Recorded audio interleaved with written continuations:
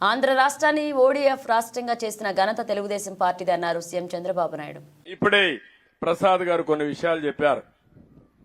మామూలుగా చెత్తలో మనం చూస్తే పొడి చెత్త, తడి చెత్త ఇవన్నీ కూడా మనం వేస్తున్నాం. దాన్ని సెగ్రిగేట్ చేసి రీసైక్లింగ్ పంపించాల్సిన అవసరం ఉంది.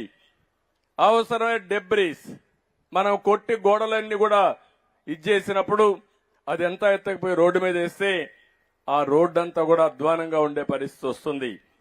అందుకని ఇవన్నిటికి కూడా ఒక సొల్యూషన్ ఇచ్చాం, పరిష్కార మార్గం చూపించాం. స్వచ్ఛాంధ్రప్రదేశ్ స్ఫూర్తితో మనం ముందుకు పోయాం. మీరు చూస్తే వారు చల్లపల్లిలో ఓడీఎఫ్ చేశారు.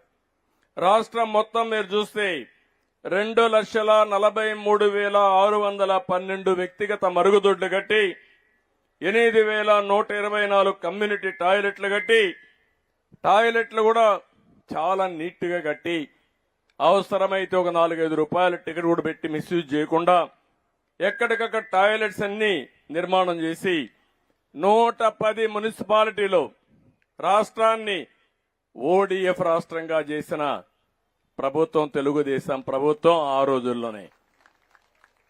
అలాంటి ఓడీఎఫ్ చేసినాక ఓడీఎఫ్ ప్లస్ కెళ్ళాలి, అక్కడే సమస్యలు క్రియేట్ చేశారు.